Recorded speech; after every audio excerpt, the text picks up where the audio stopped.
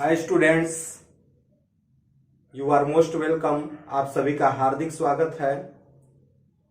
आज हम लोग एक नए टॉपिक पे चर्चा करेंगे और वो हमारा टॉपिक होगा इंटरेस्ट ऑन ड्राइव्स। पार्टनरशिप में, साझेदारी में हमको एक टॉपिक पर अक्सर क्वेश्चन एमसीक्यू टाइप के बनते हैं, तो उस टॉपिक को क्लियर कर दिया जाए, आपको बता दिया जाए, समझा दिया जाए। चलिए हम लोग देखते हैं इस टॉपिक को।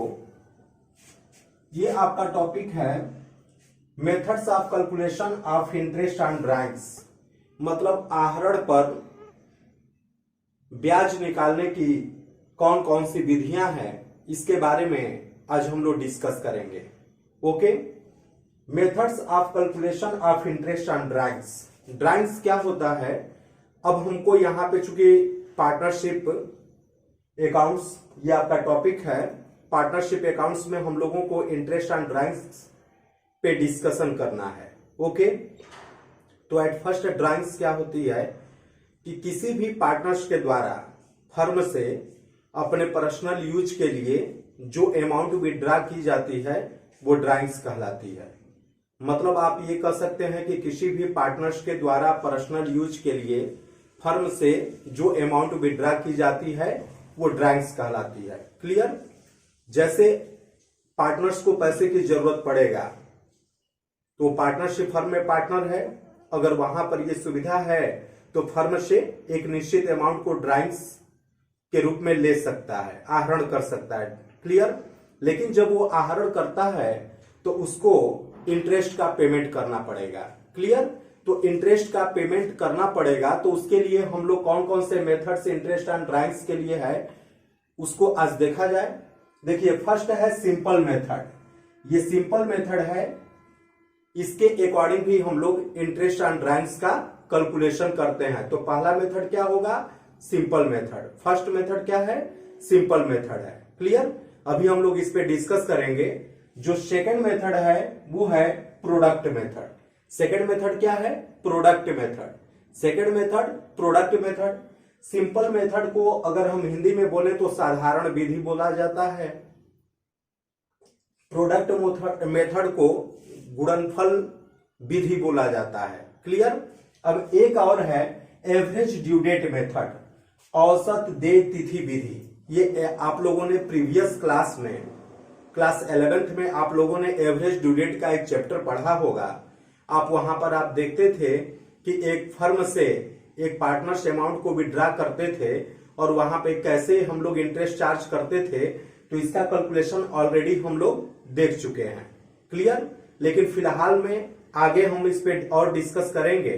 तो अगर आपसे ये कोई पूछता है कि आपके methods of interest on drives क्या है, तो मेन तो तीन ही चलते हैं। फर्स्ट आपका सिंपल मेथड हो गया, उसको साधारण विधि बोलते हैं। सेकंड प्रोडक्ट मेथड होगा, इसको गुणनफल विधि बोलते हैं। थर्ड आपका एवरेज ड्यू डेट मेथड होगा, जिसको औसत देय तिथि विधि बोलते हैं।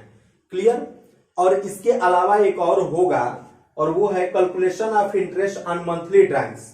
कभी कभार क्या होता है कि पार्टनर्स हर एक महीना ड्राइव्स करते हैं। जैसे बिगिनिंग ऑफ द मंथ, हर एक महीने के शुरू में ड्राइव्स करते हैं, मिडल ऑफ द मंथ बीच में ड्राइव्स करते हैं, and end of the month या लास्ट ऑफ द मंथ। ठीक है?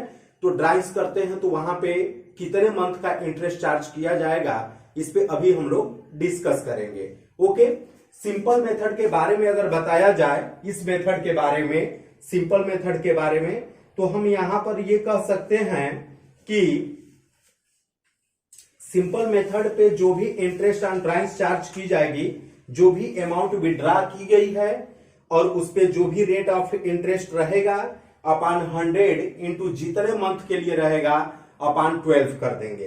क्लियर?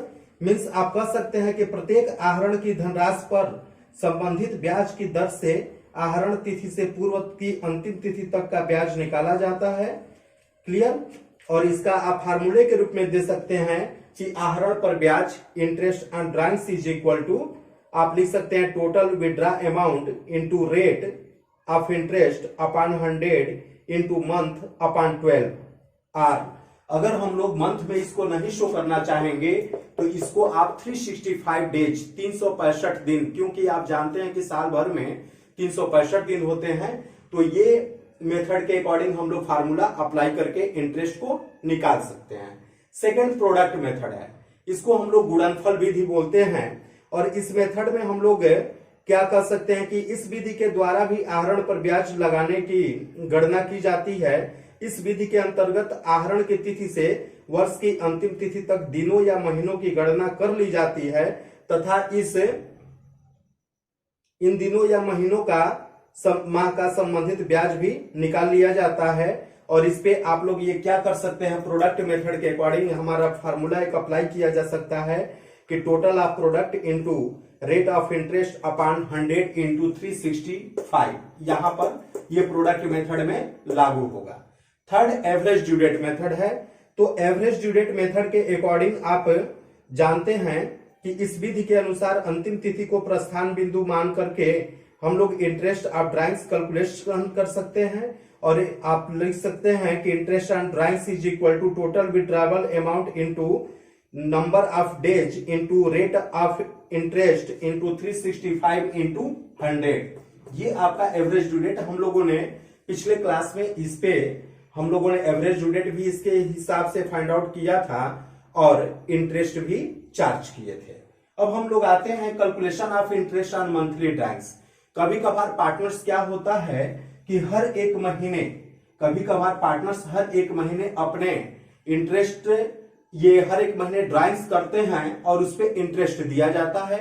इसको आप लोग रेगुलर बेस पे भी ड्राइंग्स बोल सकते हैं। इन एवरी मंथ, प्रत्येक महीने के में ये आपका रेगुलर ड्राइंग्स किया जा रहा है। जैसे अगर देखते हैं कि अगर कोई भी अगर beginning of the every month अगर कर रहा है, हर एक महीने के स्टार्टिंग में कर रहा है, तो उसपे हम लोग 6.5 मंथ्स या यू कैन से 6/2 मंथ्स, ठीक है, 6 सही 1/2 महीने के बराबर इंटरेस्ट हम लोग पेमेंट करेंगे, चार्ज करेंगे। क्लियर।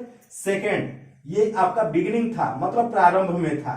सेकेंड, अगर मिडल में ये किया जाए तो मिडल में जब भी interest on drawings regular base पे किया जाए, इसके कहने का मतलब कि जैसे 15 जनवरी, 15 फरवरी, 15 मार्च, 15 अप्रैल, 15 मई, इस तरीके से दिसंबर तक, या आपका अगर फाइनेंशियल ईयर है तो 1 अप्रैल से 31 मार्च तक का ड्यूरेशन होगा।